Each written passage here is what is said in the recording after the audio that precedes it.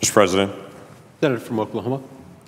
Mr. President, in the 1960s, the Johnson administration led Congress to start allotting a small amount of money of federal funding from the federal taxpayers to target schools and reach out for the poorest of the poor in America to try to help beat poverty back. 5 decades later, we have an education policy in America that reaches out to every single school district in America, millions of kids that continue to fail them, to fail their parents, and still have not solved the poverty issue. What we have is an ever-increasing federal bureaucracy that's reached well beyond what it was designed for in the 1960s, and I was sure you reaches well beyond what it was originally designed for, and something that would just help the poorest of the poor or take care of kids on military bases and those on Indian tribal lands. No Child Left Behind passes in 2001, authorizing education policy that was even more expansive. The goal was good. Make sure every child in America has the opportunity for success, every teacher had teaching qualifications, and every school had accountability. It was approved through 2008, still continues today. Math, reading, and science now measured in adequate yearly progress for each school, and it's become the slow rolling disaster. Problem was the source and the goal. Parents, local districts, and states should set education policy. I would think that's something we should agree on, not a massively centralized, controlled bureaucracy. The bureaucracy that's here made up a lot of nice folks that do care about kids. Just most of the folks that are here in this bureaucracy dealing with education have never been to Oklahoma, and the folks in Oklahoma don't know their names and don't know why they're managing their district. The goal should be progress for each student, not each school, but the annual yearly progress demanded by No Child Left Behind really managed the progress of the school, not the child. I can assure you the parents at home are not trying to figure out is their school better, they're trying to figure out is their child better in this particular subject. Annual yearly progress and the federal mandates have put my state in the untenable position of playing mother may I with the federal government to ask for a waiver every single year from the National Education Board to determine what our schools in Oklahoma can and cannot do. That has to change. We want our students in Oklahoma to be college and career ready. We want accountability to the parents in the community. We want less burden on the educators who give their life and their time to the task of helping parents and those children. We want that. And as surprising as it may be to some in Washington, D.C., we actually do care about our kids. We want the best for them. So we ask a simple thing: allow Oklahomans to manage education for Oklahomans, and just take this assumption: we do love our kids, and we are going to work hard to make sure that they're taken well care of. My mom was an educator for decades. She came out and started teaching elementary school, then went into the library and was an elementary school librarian, and then a high school librarian, and then moved into the black hole of education, that's the administration building downtown, where she worked on a burnout position in school administration for a district for years. She's passionate about kids. She passed that on to me. I started out my first year in college as a business major, thoroughly enjoyed it for probably a week, and then shifted the next year to secondary education. The thing that I fought against because my mom was in education, so surely I shouldn't do the same thing, but loved being with students. And I spent 22 years of my life serving students after college. It's a passion in my family. There are multiple educators, both at the college level and in schools in my family. We believe in education.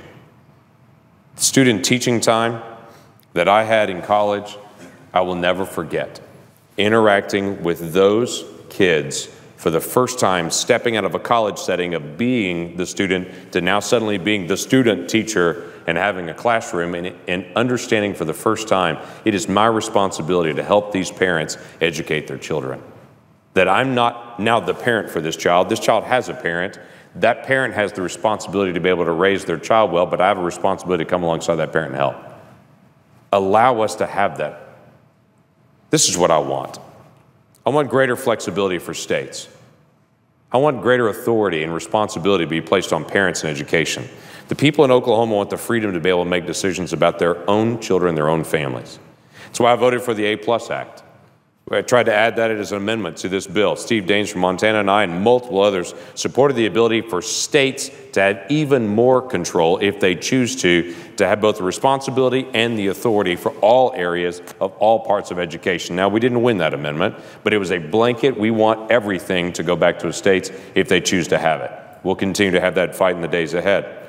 Lamar Alexander brought an amendment out that would have been great to have. It allowed parents to choose their school regardless whether it's public or private. Education union leaders had kittens about that, saying that the public schools are getting better, and so we don't want to take funds away from those public schools. We want to keep all those funds in the public schools, but the parents are saying, I understand that school is getting better someday, but my child is there right now. While certain leaders in schools will say we can't have federal funds moved to follow the child, I would say, would you allow the parent to help that child have the one shot that they're going to get education and allow them to choose wherever they want to go? That's why I'm also a supporter of things like the DC Opportunity Scholarships that will allow children in Washington, D.C. to be able to choose the school that they attend. Presidents fought adamantly against that. So have the education unions. But quite frankly, the parents here in D.C. want to have the option to send their child anywhere they choose to be able to send them.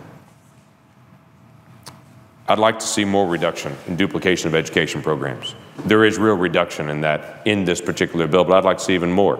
We have education programs in the Department of Defense and Ag and Health and Human Services and multiple other places scattered around the bureaucracy.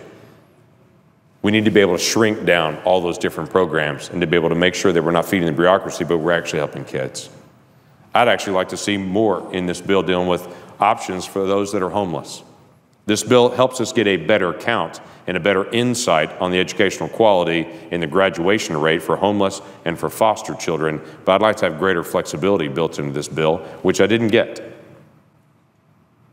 But I'd like the parents and the people in that local district to be able to have a better decision-making capability. What did I get? There are some things we want in this bill. No Common Core mandates. I can assure you in my state of Oklahoma, most every person in my state stands and cheers when they find out one thing, that there's no Common Core mandates in this. There's no federal test at all. States, my state in particular, will have absolute control over standardized testing and the results of those tests and how we apply the information gained from that test. The leaders in my state will manage that, control that, make sure that that's accurate for us. No federal education standards, no federal curriculum. There is reduction in some of the education programs, and I'm glad to see that, though as I've already mentioned, I'd like to see more of that. Breaking down of some of the funding silos. You realize right now, if there's money available in one silo dealing with kitchens, for instance, and nutrition for a school, they may allot federal dollars and say, you can have those federal dollars if you want to buy a new oven. But if a district says, we don't need more money for ovens, we need money for special education, the federal government currently says, no, you can't do that. You have to buy a new oven. That's dumb. Why don't we allow the district to make that decision? This bill begins to break down some of those funding silos and to give them the opportunity to be able to make decisions on that. I'd like to see, and what I did get was more local control of education, dramatically increased local control, in fact. Local authority and additional local responsibility. That's the way it should be. Inhofe and I even had a bill on local school board flexibility. We got a good down payment on that bill. There's more to go on that, and we need to get a chance to see even additional things. But those are things that we were able to win. Can I tell you the one big thing that we really won? It's that my state, after this bill passes, if we can get this bill done, my state no longer has to crawl back to Washington, D.C. every year and beg for a waiver in education to maintain the education funding, which, by the way, came out of our state. Literally, the federal taxpayers pay in with their tax dollars, and the state of Oklahoma has to come crawling to Washington, D.C., playing, can I please have those dollars back to our state? Right now, we have to do that every year. My state actually lost federal control because we chose not to do Common Core. And the Department of Education said, if you don't do this, then you're going to lose your funding. And for months, we lost control of that funding. But that was our choice, because we were setting our own standards. We've now won that waiver back. In fact, just a few weeks ago, that waiver was renewed again. Can I tell you, I'm already sick to death of our state having to come beg for the federal dollars that we put into the system and to get permission from someone in D.C. This bill finally fixes that. Does it go as far as I want to go? No, I've been pretty clear about that. But it's the first step on a long journey towards taking us back to the direction where we need to be. Our schools, our parents make the decisions for our kids. Again, I remind you, Oklahoma parents do love their kids. And Oklahoma legislators are doing a great job of trying to turn some things around in a very hard situation. Let's give them the ability to be able to do that.